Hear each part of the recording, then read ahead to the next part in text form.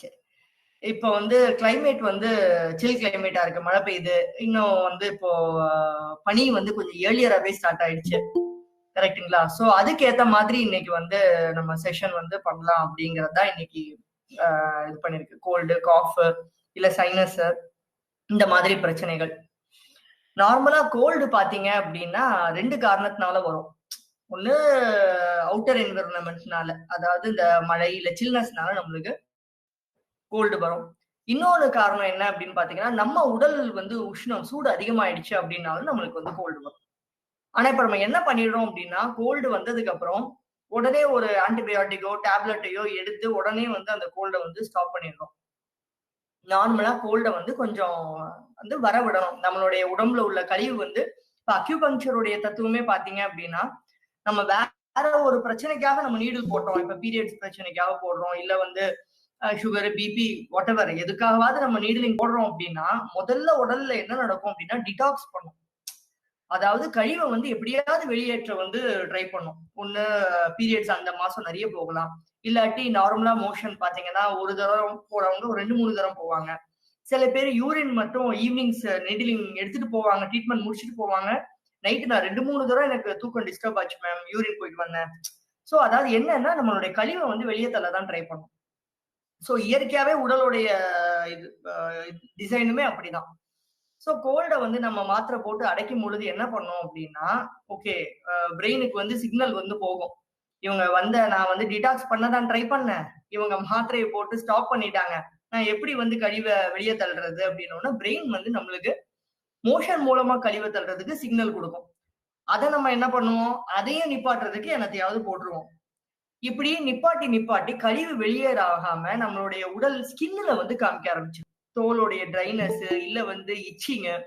நிறைய பேருக்கு இந்த ஆஸ்துமா, வீசிங் இருக்கிறவங்களுக்கு எல்லாம் பாத்தீங்க அப்படின்னா ஸ்கின் இஷ்யூஸ் இருக்கும். நார்மலா எங்களுக்கு நம்ம அக்யூபங்க்சர்ல கோல்டுக்கு ட்ரீட் பண்ணும்போது ஸ்கின்னுக்கான பாயிண்ட்டையும் சேர்த்தே போட்டு விட்டுருவோம். ஏன் அப்படின்னா நீண்ட நாள் கோல்டு இருக்கிறவங்களுக்கு, ஆஸ்துமா இருக்கிறவங்களுக்கு, வீசிங் இருக்கிறவங்களுக்கு வந்து நிச்சயமா ஸ்கின்னுடைய இச்சிங் இல்லாட்டி இல்ல ஏதாவது ஒரு ட்ரைனஸ் இல்லாட்டி வந்து கருப்பு ஏதாவது ஃபார்ம் ஆகிறது ஏதாவது இருக்கும். சோ அதனால வந்து முதல்ல வந்து கோல்ட வந்து நம்ம வெளியே தள்ளுறதுக்கு விட்டுறணும். முதல்ல ரன்னிங் நோஸ் வருதா சிந்தி எடுத்துடலாம். சோ அத பத்தி தான் இப்போ நம்ம பார்க்க போறோம். சோ கோல்டு இந்த செஷன்ல வந்து கோல்டு வந்தா மினிமமா ஹோம் ரெமெடிஸ் என்னென்ன செய்யலாம் அப்படிங்கறத நான் வந்து சொல்றேன். அடுத்தடுத்த செஷன்ல குறிப்பா ஏதாவது ஒரு டாபிக், இப்ப சைனஸ்னா எக்ஸ்க்ளூசிவா சைனஸ்க்கு என்ன அப்படிங்கறத நம்ம அடுத்தடுத்த இதுல பார்க்கலாம். சரிங்களா? சோ முதல்ல நம்ம ஆவி பிடிக்கிறதுல இருந்து ஆரம்பிப்போமே. நார்மலா கோல்டு மூக்கு ஒழுக ஆரம்பிச்சிருச்சு, மூக்கு அடைக்குது அப்படின்னா உடனே போய் அன்னைக்கு நம்ம ஆவி பிடிப்போம். எல்லாரும் ஆவி எப்படி பிடிப்பீங்க? சும்மா சொல்லுங்க. ஒரு சாதாரண கேள்விதான். பெரிய இந்த கொஸ்டின்லாம் நான் ஒண்ணும் கேட்கல. இங்க போட்டுட்டு மூடி அப்படியே பிடிப்போம். போர்வை மூடி பிடிப்பீங்க. சரி, ரைட், ஓகே. இப்போ நார்மலா ஒரு பாத்திரத்துல நல்லா கொதிக்கிற தண்ணி எடுத்துடுறோம். போர்வையோ துண்டோ நம்மள ஃபுல்லா கவர் பண்ணிட்டு பிடிக்கும் பொழுது எப்படி பிடிக்கணும் அப்படின்னா, உள்ள கண்ணை முதல்ல திறந்திருக்க கூடாது. கரெக்டா? நம்ம எல்லாம் என்ன பண்ணுவோம்? உள்ள சட்டி இருக்கும், சுட சுட இருக்கும். அந்த தண்ணியை வந்து பாத்துக்கிட்டே தான் பிடிக்கிறது. கரெக்டுங்களா? முதல்ல கண்ணை திறந்திருக்க கூடாது. ஒண்ணு. ஏன்னா கண்ணுக்கு ஆவி சூடா போகணும்னு அவசியம் கிடையாது. அது தேவை நல்லதும் கிடையாது. சோ கண்ணை வந்து மூடிக்கலாம். சரிங்களா? கண்ணை மூடினா ரொம்ப கிட்ட போறதும் தெரியாது அப்படின்னா நம்ம நார்மலான ஒரு பொசிஷன்ல வச்சதுக்கு அப்புறம் கம்ஃபர்டபுளா ஆனதுக்கு அப்புறம் கண்ணை மூடிக்கணும். அடுத்தது தொடர்ந்து போர்வைக்குள்ளேயே இருக்கக்கூடாது. வாயிலையும் மூக்குலையும் நல்லா வாங்கினதுக்கு அப்புறம் ஒரு ஒரு 2 செகண்ட் திருப்பி வெளியில வந்துக்கணும். அதுக்கப்புறம் திரும்ப உள்ள ஒரு குறிப்பிட்ட டைம், அதாவது ஒரு 15 நிமிஷம் நீங்க ஆவி பிடிக்கிறீங்கன்னா 15 நிமிஷம் போத்தி உள்ளே இருக்கணும்ங்கிறது கிடையாது, பண்ணக்கூடாது. சரிங்களா? ஏன்னா போர்வையை மூடி உள்ள இருக்கும் பொழுது நம்மளுடைய மூச்சு காத்து இன்ஹேல் எக்ஸேல் அதுக்குள்ளேயே இருக்கும். போர்வை வெளியே போகும். பட் இருந்தாலும் நம்ம வெளியில எடுத்துட்டு கொஞ்சம் ஒரு 2, 3 செகண்ட் கொஞ்சம் இது பண்ணிட்டு திரும்ப நம்ம ஆசுவாசப்படுத்திட்டு திரும்ப நம்ம வந்து ஆவி வந்து பிடிக்கணும். ஆவி பிடிக்கிறதுல நிறைய போடுவாங்க. சில பேர் வேப்ப இலை போடுவாங்க, இதெல்லாம் போடுவாங்க. நார்மலா சிம்பிளா எதுவுமே இல்ல வீட்டுல அப்படிங்கும் பொழுது கல்லுப்பும் மஞ்சள் தூளும் போட்டாலே போதும். கல்லுப்பு, மஞ்சள் தூள் போட்டா போதும். இல்ல உங்களுக்கு நிறைய அவைலபிலிட்டி இருக்கு, கிடைக்க முடியுது அப்படின்னா நொச்சி இலை சொல்லுவாங்க இல்லையா? நொச்சி கேள்விப்பட்டிருக்கீங்களா? இருக்கு. அத போட்டு ஆவி பிடிக்கலாம். இன்னொன்னு அந்த நொச்சி இலைய தலகாணிக்கு அடியிலேயே நான் ஸ்கூல் படிக்கும் போதெல்லாம் எங்க அம்மா எனக்கு தலகாணிக்கு அடியில வச்சு விடுவாங்க. நான் 10த் 11த் படிக்கும் போதெல்லாம் ஞாபகம் இருக்கு. அப்ப எங்க இப்ப கிடைக்க மாட்டேங்குது. அப்ப எங்க கிடைச்சதுன்னு எனக்கு தெரியல. ஒரு போர்வைய போட்டு அதுக்கு அடியில அந்த இலைய வச்சுட்டு அதுல தலை வச்சிட சொல்லிருவாங்க. அந்த ஈரம் ஃபுல்லா எடுத்துரும். அந்த நொச்சி இலை அடுத்த நாள் பாத்தீங்கன்னா நல்ல காஞ்சு போய் அதோடைய அந்த ஃப்ரெஷ்னஸ் அந்த எனர்ஜியை இழந்திருக்கும். ஏன்னா நம்ம இதை இழுத்துருச்சு இல்லையா? சோ இந்த மாதிரி நீங்க ஆவி பிடிக்கலாம். அதே மாதிரி நொச்சி இலைய போட்டு வெந்நீர்ல குளிக்கவும் செய்யலாம். சரிங்களா? இது ஆவி பிடிக்கக்கூடிய ஒரு விஷயம். இது ஒண்ணு. அதுக்கப்புறம் இது வந்ததுக்கு அப்புறம் கோல்டு வந்ததுக்கு அப்புறம் நம்ம பண்ண வேண்டிய விஷயத்த முதல்ல சொல்லிடுறேன். அதுக்கப்புறம் வராம முன்னாடி பிரிகாஷன் எப்படி வந்தாலும் நல்லதுதான். பட் நம்ம வலுக்கட்டாயமா சில ஒரு நார்மலான சில பிரிகாஷன் இம்யூனிட்டியை வளர்த்துக்கிறதுக்குன்னு சொல்லுவோம் இல்லையா? அதையும் நம்ம பார்ப்போம். 2வது பச்சை கற்பூரம் இருக்குல்ல, சக்கரை பொங்கலுக்கு எல்லாம் போடுவோம் இல்லையா? அந்த பச்சை கற்பூரம் நார்மல் கற்பூரம் இல்ல, அந்த சூடன் கிடையாது. பச்சை கற்பூரம் அதாவது எடிபிள் சாப்பிடறதுக்கும் எடுத்துக்கலாம். அத எடுத்து அதுவும் ஓமமும் ஒரு நல்ல ஒரு வெள்ளை துணியில கட்டி வச்சுக்கோங்க, முடிச்சு போட்டு. அத உங்க ஹேண்ட்பேக்லயோ பர்ஸ்லயோ வச்சுக்கோங்க. எப்பவும் அப்பப்ப மோந்து பாத்துக்கோங்க. இப்ப இந்த கோவிட் கொரோனா டைம்ல தான் நிறைய பேருக்கு நான் அந்த இதை கொடுத்தேன். ஏன்னா நிறைய பேருக்கு வெளியில போற வேலைகள் இருக்கும். எவ்வளவு நாள் வீட்டுக்குள்ளேயே உட்கார்ந்துருக்க முடியும்? வெளியில போவோம், கூட்டத்துக்கு போயிட்டு தான் வரோம். இப்ப அதுவும் ஜென்ஸா இருந்தாங்கன்னா பாக்கெட்ல வச்சுக்க சொல்லுவேன். முடிஞ்சு வீட்டுல இருந்து வாங்கிக்கோங்க. அதை பாக்கெட்ல பேண்ட் பாக்கெட்லயோ ஷர்ட் பாக்கெட்லயோ வச்சுக்கோங்க. அப்பப்ப ஸ்மெல் பண்ணிக்கோங்க. அந்த பச்சை கற்பூரம் போன் யூடியூப்ல நீங்க சொல்றது இருக்குதா? யூடியூப்லயா? அது யூடியூப்ல நீங்க நேத்திக்கு முந்தா நேத்திக்கு இன்னைக்கு பண்றது யூடியூப் வருமா? மேடம் போடுவாங்க, வரும்னு நினைக்கிறேன். எல்லாரோடதும் எல்லா செஷன்ஸும் வருது இல்லையா? சரி சரி, வரும் கண்டிப்பா வரும். ஒன்னும் பிரச்சனை இல்லை.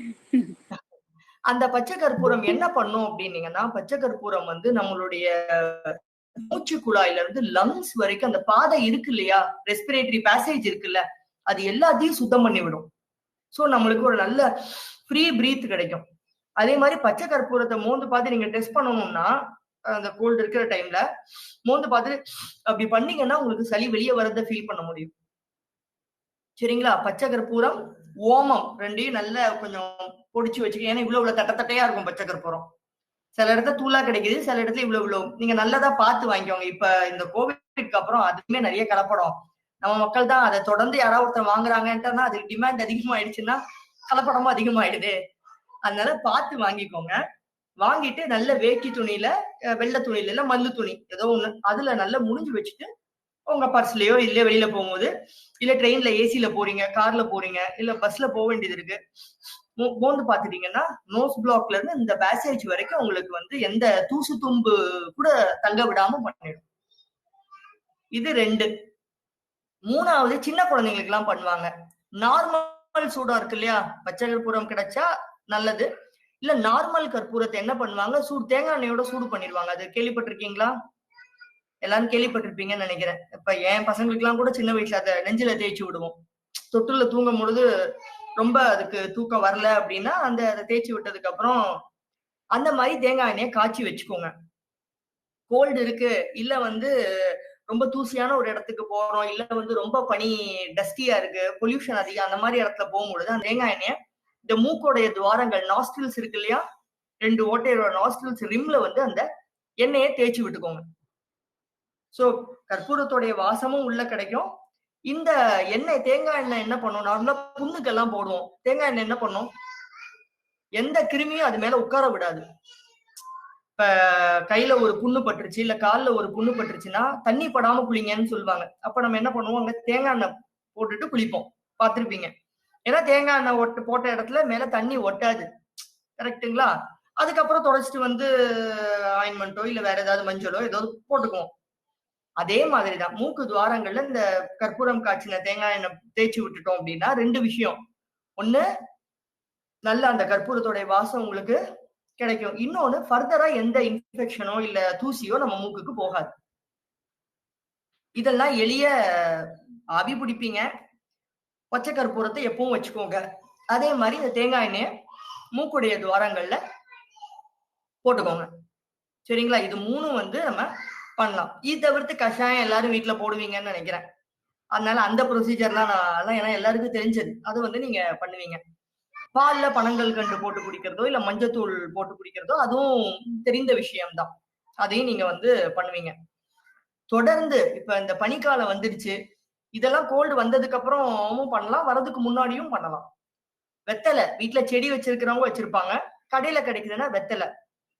டெய்லி ராத்திரி வெத்தலையோட ஒரே ஒரு மிளகு, ஒரு மிளகு மடிச்சு சாப்பிட்றலாம். ஒரே ஒரு வெத்தலை இலை எடுத்துக்கோங்க. ஒரு இலை, ஒரே ஒரு மிளகு நடுவுல வச்சு மடிச்சு சாப்பிடுங்க. குழந்தைங்களுக்கும் கூட கொடுங்க. வெத்தலை வயித்தெல்லாம் புண்ணாலாம் ஆக்காது. மிளகு என்னைக்குமே வந்து ட்ரையா எடுக்கக்கூடாது. நேச்சுரோபதி படிக்கிறவங்க கூட அதை சொல்லுவாங்க. நம்ம மருத்துவ இதுபடி மிளகு வந்து என்னைக்குமே ஒரு நீர் சம்பந்தப்பட்ட பொருளோட சேர்த்துதான் எடுக்கணும். வெத்தலை கடிக்கும் போது அது நீர்த்தன்மை வருது. வெறும் மிளக போட்டு நான் மென்னு இங்க ஒதுக்கிக்கிறேன் அப்படின்னா அது ட்ரை காஃப் இன்னும் புண்ணாக்கிடும் தொண்டைய. ரசத்துல சேர்க்கலாம். ஏன்னா நீரோட சேர்த்துதான் மிளகு எடுக்கணும். சரிங்களா? இல்ல ரைஸ்ல கொடுக்கலாம்.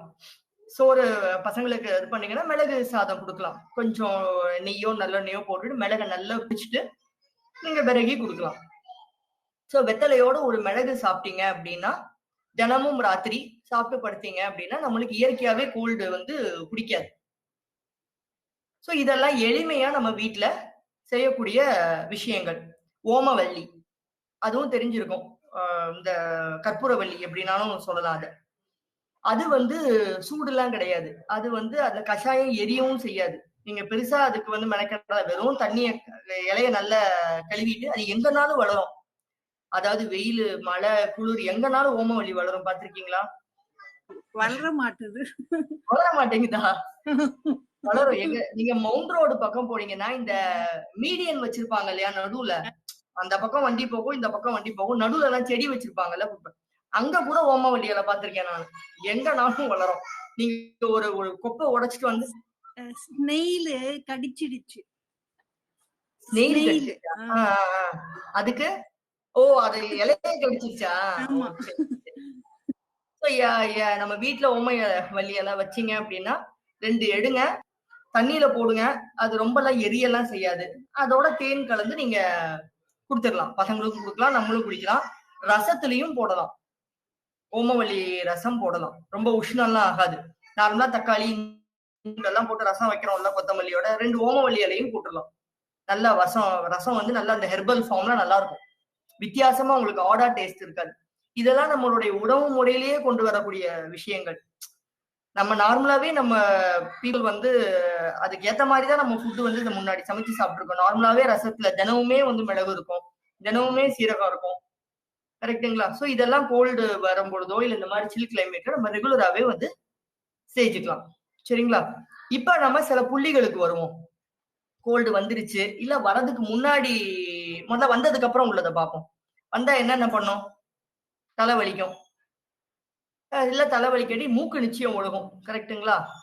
சோ மூக்கு ஒழுகிறதுக்கு இந்த இடம் இருக்கு இல்லையா, நாஸ்ட்ரில்ஸ் வந்து இந்த டிப்பு. நாங்க நீடில் போட்டாலுமே அங்கதான் போடுவோம். இந்த 2 டிப்பு அங்க வந்து ஒரு 20 தரம் clockwise anticlockwise நல்ல ஃபேமான டச் போட்டு அழுத்தக்கூடாது, வலிக்கும். ரைட்டா ஃபேமா. அதே மாதிரி ஆன்டி கிளாக் வைஸ் ஒரு 20 டைம்ஸ். கோல்டு இல்லாத நாள் பண்ணீங்க அப்படின்னா நார்மலா படுக்கும் பொழுதோ இல்ல காலைல ஒரு தரம் பண்ணா போதும். கோல்டு வந்ததுக்கு அப்புறம் குழந்தைக்கு பண்றீங்க இல்ல நீங்க பண்ணிக்கிறீங்க அப்படின்னா ஒரு 3-4 ஹவர்ஸ் ஒன்ஸ் அதை பண்ணிக்கிட்டே இருந்தாலே போதும். நிறைய வரும். அதை பண்ணி முடிச்சோன்னா பாத்தீங்க அப்படின்னா இன்னும் ரன்னிங் நோஸ் வந்து தேங்கி இருக்கிற எல்லாத்தையும் அந்த பேசேஜ் வழியா வெளியே கொண்டு வரும். ஏன் அப்படின்னு பாத்தீங்கன்னா நம்மளுடைய மூக்கு இந்த ஏரியால எல்லாம் வந்து சைனஸ் பாக்கெட்ஸ் இருக்குன்னு சொல்லுவாங்க. அதாவது நம்மளுக்கு தேங்குற நீரை வந்து வெளியேற்றுறதுக்கான பேசேஜஸ் எல்லாம் இந்த பக்கம் இருக்கும். நம்ம பயங்கரமான சளி பிடிச்சிருக்கிறப்ப என்ன ஆயிடும் அப்படின்னா இந்த பேசேஜஸ் எல்லாம் பிளாக் ஆயிடும். அங்கங்க போய் சளி தேங்கி நின்று பிளாக் ஆயிடும். சோ நம்ம இப்படி பண்ணும்பொழுது என்ன ஆகுது, இந்த புள்ளி தூண்டப்பட்டு அந்த பேசேஜை விலக்கி விட்டு இன்னும் கொஞ்சம் ஃப்ளம்மா வெளியே தள்ள முற்படுது. சரிங்களா? சோ இது முதல். இது வந்து மூக்கு அடைப்பு, மூக்குல இருந்து நீர் வடிதல், இல்ல மூக்குல இரிட்டேஷன் வர மாதிரி இருக்கு எனக்கு அப்படி அடைச்சு, இது எல்லாமே இது வந்து கிளியர் பண்ணிவிடும். இந்த 2 புள்ளி. சரிங்களா? இது 1. 2வது தொண்டை. இங்க பல்லா இருக்கா?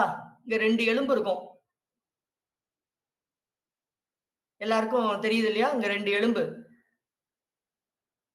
இந்த 2 எலும்புக்கு நடுவுல பள்ளம். தொண்டைக்குழி அவ்வளவுதான். ரொம்ப சுலபமா சொல்லணும்னு அதான். தொண்டைக்குழி. அங்க லைட்டா இப்படி நீங்க அதே மாதிரி 20 தரம் கிளாக் வைஸ், 20 தரம் ஆன்டி கிளாக் வைஸ். அதை நீங்க அழுத்திக்கலாம். அழுத்தமோ தொண்டை இரிட்டேஷன், பெயின், நாங்க நீடில் போட்டாலுமே அங்கதான் போடுவோம்.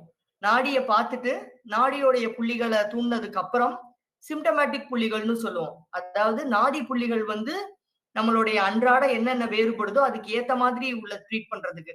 அப்புறம் அன்னைக்கு கரண்ட் இஷ்யூஸ்ன்னு சொல்றோம் இல்லையா, கரண்ட்ல என்ன பிரச்சனையோட வராங்க அப்படிங்கறத ட்ரீட் பண்ணுவோம் இல்லையா, அதுக்கு கோல்டு வந்தது அப்படின்னா இந்த மாதிரி புள்ளிகள் தான் நாங்க போடுறது. நீடில் போட்டு 20-25 நிமிடம் அந்த நீடில வந்து அங்க நம்ம வச்சிருக்கிறது உண்டு. அது முடிச்சதுக்கு அப்புறமே அவங்களுக்கு நோஸ் பிளாக் எல்லாம் நல்லா கிளியரா இருக்கும் அவங்களுக்கு. அதுக்கப்புறம் மாக்ஸா காட்டுவோம். அது சூடு, அதை நான் சொல்லியிருக்கேன் ஆல்ரெடி. அதை வந்து காட்டி விடுவோம். அதுக்கு பதிலா நீங்க ஆவி பிடிச்சிக்கலாம்.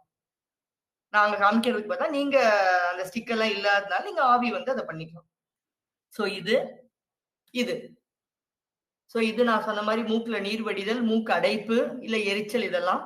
இந்த தொண்டைக்குழியில உள்ள இடம் வந்து தொண்டை வலி, இல்ல கரகரன்னு இருக்கு, இல்ல வர மாதிரி இருக்கு, எனக்கு நாளைக்கு ஒரு மாதிரி இருக்குப்பா, நாளைக்கு அநேகமா எனக்கு பிடிக்கும்னு நினைக்கிறேன், அதெல்லாம் சொல்றோம் இல்லையா, அந்த மாதிரி இதுக்கு நீங்க இங்க பிரஸ் பண்ணலாம். 3வது ரெகுலராவே இப்ப இதெல்லாம் கோல்டு வந்தா பண்றோம். ரெகுலராவே லங்குடைய புள்ளின்னு ஒரு புள்ளி இருக்கும். அந்த லங்ஸ் நுரையீரல் புள்ளி இருக்கும். அதை நம்ம தினமுமே தூண்டி விடுதல தூண்டும் பொழுது, இல்ல டெய்லி அதுக்கு அக்குப்ரெஷர் கொடுக்கும் பொழுது நம்மளுடைய லங்ஸ்க்கு அந்த இம்யூனிட்டி, அந்த எஃபிஷியன்சி வந்து நல்லா கூடும். அப்ப நம்மளுக்கு கோல்டு வரக்கூடிய இந்த மாதிரி இன்ஃபெக்ஷியஸ் கோல்டு வரக்கூடிய வாய்ப்பு வந்து குறையும். அது எங்க அப்படின்னீங்கன்னா, என் கை தெரியுது இல்ல, இது வலது கை. ஓகேங்களா? வலது கையில இந்த கட்டை விரல்ல இருந்து நேரா வந்தீங்கன்னா இங்க ஒரு எலும்பு இருக்கு. வாட்ச் கெட்டர்ல இருந்து கொஞ்சம் தள்ளி எலும்பு தெரியுதுங்களா? ஓகேயா? எலும்பு. நான் அப்புறமா இதுல குரூப்ல இது வேணா ஃபார்வர்ட் குரூப்ல பண்ண முடியும், மேடம்கிட்ட சொல்லி நான் இமேஜ் அனுப்ப சொல்றேன். இந்த இடம் இப்படி திருப்பிக்கோங்க. இப்படி திருப்பிக்கிட்டீங்கன்னா இப்படியே வந்தீங்கன்னா இங்க இந்த பக்கத்துக்கும் இந்த பக்கத்துக்கும் பிரிவை உண்டாக்குறதுக்கு ஏதுவா ஒரு எலும்பு இருக்கு இல்லையா, வெள்ளையான பக்கம் இந்த சைடு டார்க்கான சைடுக்கு ஏத்ததை பிரிக்கிறதுக்கு இந்த பக்கம் ஒரு எலும்பு போகுது இல்லையா, அந்த எலும்புலயே அமைஞ்சிருக்கும். ஓகேங்களா? அங்க வந்து தினமுமே நீங்க அழுத்தம் கொடுக்கலாம். தினமுமே வந்து அழுத்தம் கொடுத்துட்டே இருக்கீங்க அப்படின்னா, காலையில கொஞ்ச நேரம், சாயங்காலம் கொஞ்ச நேரம் அழுத்தம் கொடுத்துட்டு இருந்தீங்கன்னா அது வந்து ஒரு நல்ல ஒரு லங் எஃபெக்டிவ் பாயிண்ட். அது LU7 அப்படின்னு சொல்லுவோம், லங் 7 அப்படின்னு சொல்லுவோம் அந்த பாயிண்ட. அது வந்து அவ்வளவு ஒரு சிறந்த பாயிண்ட் அது. சரிங்களா? அதை வந்து டெய்லியே நீங்க கொடுத்தீங்க அப்படின்னா நம்மளுக்கு வந்து லங்ஸுக்கு கிடைக்கக்கூடிய அந்த இம்யூனிட்டி வந்து கிடைக்கும். ஓகேயா? சோ இதெல்லாம் பேசிக்கா கோல்டு வர்றதுக்கு முன்னாடி, வந்ததுக்கு அப்புறம் செய்யறது. வந்ததுக்கு அப்புறம் செய்யறது இதெல்லாம் சொன்னேன். இந்த பாயிண்ட் வந்து நீங்க தினமுமே செய்யலாம். இந்த இதுக்கப்புறம் ஆல்ரெடி உங்களுக்கு நான் போனேன். ஏதாவது டவுட் இருக்குங்களாம்மா? இல்ல இல்லையா? சரி. இதுக்கு முன்னாடி ஆல்ரெடி ஒண்ணு சொல்லியிருந்திருப்பேன் உங்களுக்கு. இம்யூனிட்டியை கூட்டுற புள்ளி இதுக்கு முந்தின செஷன்ல சொன்னா என்னன்னு எனக்கு தெரியல. இருந்தாலும் அதையும் இதோட டெய்லி செஞ்சுட்டு வந்தீங்க அப்படின்னா உடலுடைய இம்யூனிட்டியும் கூடும், லங்ஸோட இம்யூனிட்டியும் கூடும். அது என்னன்னு பாத்தீங்கன்னா ஆல்ரெடி சொல்லியிருப்பேன்னு நினைக்கிறேன். இடது கை இந்த இடம். புதுசா அட்டன் பண்றவங்க யாராவது இருக்கீங்களான்னு எனக்கு தெரியல. ஆல்ரெடி பண்ணவங்களுக்கு இதோ அம்மா கரெக்டா சொல்லிட்டாங்க, மேடம் கரெக்டா சொல்லிட்டாங்க. சோ அவங்க அதே மாதிரி இந்த இடம், இந்த கிரீஸ் வருது இல்லையா, இந்த கோடு நம்ம கையை மடக்கும் பொழுது நம்மளுடைய எல்போவுக்கும் இதுக்கும் இந்த கோடு வருது இல்லையா, இந்த கோடு முடிகிற இடம். இது வந்து இதுவும் அந்த லங் பாயிண்ட் நம்ம தினமுமே பண்ணலாம். நம்ம பண்ணலாம், குழந்தைங்களுக்கு பண்ணி விடலாம். ரெண்டுமே இம்யூனிட்டி பாயிண்ட் தான். சரிங்களா? அந்த இந்த புள்ளியும் அதுவும் சேர்த்து பண்ணும்போது உடல் இம்யூனிட்டி கூடுறது மட்டும் இல்லாம லங், அதாவது கோல்டு சம்பந்தமான எந்த பிரச்சனையில இருந்தும் நம்ம சேஃபா இருந்துக்கலாம்.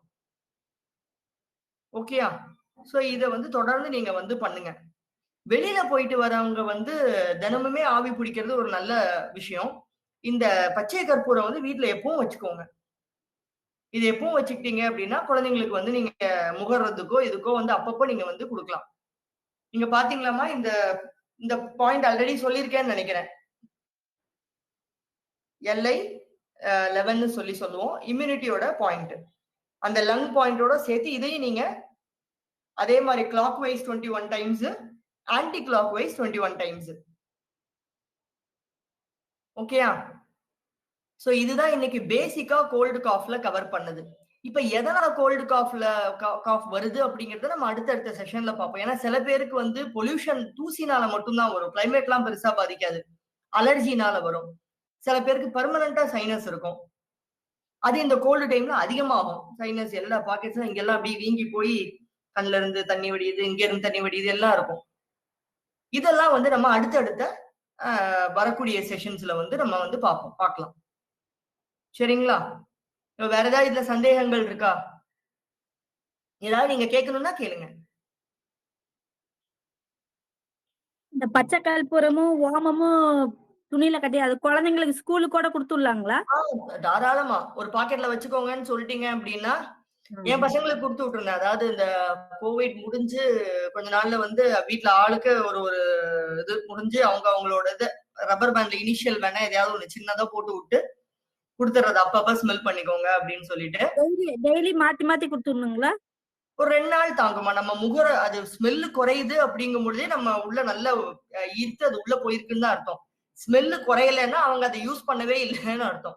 நல்ல யூஸ் நல்லா யூஸ் பண்றாங்க அப்படின்னா 2 நாள்ல அந்த பச்சை கற்பூரத்துடைய அந்த ஸ்மெல்லும் அந்த ஓமத்துடைய ஸ்மெல்லும் வந்து குறைஞ்சு போயிடும். குறைஞ்சு போனதுக்கு அப்புறம் நீங்க டிஸ்கார்ட் பண்ணிட்டு ஃப்ரெஷ்ஷா திருப்பி குடுத்துக்கலாம். அத வந்து பண்ணலாம். இல்ல அது ரொம்ப ஒவ்வொரு தடவை எடுத்து பண்றதுக்கு மறந்து போகுது அப்படின்னா, வெளில போகும்போது தேங்காய் எண்ணெய் இங்க பச்சை கற்பூரத்த சூடன் காய்ச்சி தானே தேய்ச்சிருப்போம். அத வந்து இங்க அப்ளை பண்ணி விடுங்க. இங்க இங்க காது மடல்களுக்கு பின்னாடி அங்கெல்லாம் தேய்ச்சு விட்டுறலாம். ஸ்கின் வழியா அந்த பச்சை அந்த இது வந்து உள்ள போகும் பொழுது வராது. நார்மலா தலைக்கு குளிக்கிறாங்க. இப்ப கோல்டு இருக்குங்கிறதுக்காக எவ்வளவு நாள் தலைக்கு ஊத்தாம வைப்போம்? கொஞ்சம் குறைஞ்சதுக்கு அப்புறம் ஆப்வியஸா ஊத்துவோம் இல்லையா? இப்ப 2 நாள் வேணா ஊத்தாம இருக்கலாம். ஐயோ! சளி பிடிச்சிருக்கு, மேலுக்கு ஊத்திக்கோங்க அப்படின்னு சொல்லலாம். கொஞ்ச நாளைக்கு அப்புறம் திருப்பி தலைக்கு ஊத்துவோம் இல்லையா? அப்ப ஊத்தும் பொழுது கோல்டு கொஞ்சம் இருக்கும். ஆனாலும் நம்ம ஊத்துவோம். சோ அந்த மாரி டைம்ல குளிச்சுட்டு வந்ததுக்கு அப்புறம் இங்க, இங்க, இந்த இடம், நெஞ்சு பகுதி இங்கெல்லாம் நீங்க தேய்ச்சு விட்டுட்டீங்க அப்படின்னா, அந்த கோல்டு அதிகமாகலாம் செய்யாது. சோ அத நீங்க பண்ணலாம். Okay ma'am. Thank you ma'am. Thank you. Madam நான் தினமும் தலைக்கு ஊத்துறேங்க. இது ரெகுலரா பண்ணிக்கலாம் இல்ல மேடம்? தினமும் தலைக்கு ஊத்துறீங்களா? ஆமாங்க மேடம். உங்களுக்கு ஒண்ணும் அதாவது எதுவும் இது பண்ணல அப்படின்னா நீங்க தாராளமா ஊத்தலாம். நல்லதுதான். எனக்கு ஒண்ணும் பிரச்சனை இல்லைங்க. எனக்கு அது செட் ஆயிடுச்சுங்க. பட் இருந்தாலும் ஏதாவது ரொம்ப நாள் கழிச்சு பாதிக்குமோ அப்படிங்கிற ஒரு பயங்க. இல்ல. முன்னாடி எல்லாம் பழைய இதுலலாம் பாத்தீங்கன்னா டெய்லி ஊத்ததான் செய்வாங்க. இப்ப நம்ம அதுல இருந்து கொஞ்சம் கொஞ்சமா விலகி வந்துட்டு வாரம் ஒரு தரம் இல்ல வீக்லி ட்வைஸ் அப்படின்லாம் பிரிச்சுட்டோம் நம்ம.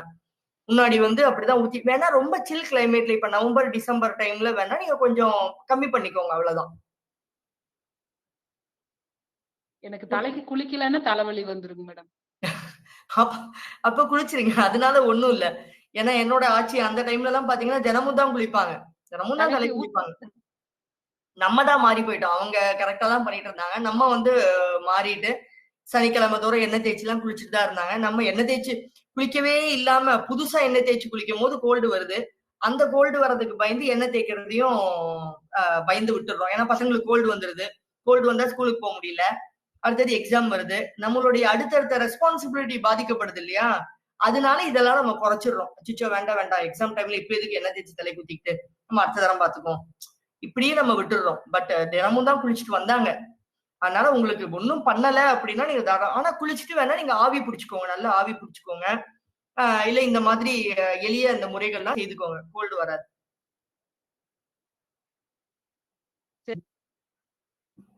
சரிங்க. சரி. வேற யாருக்காவது ஏதாவது டவுட் இருக்குங்களா?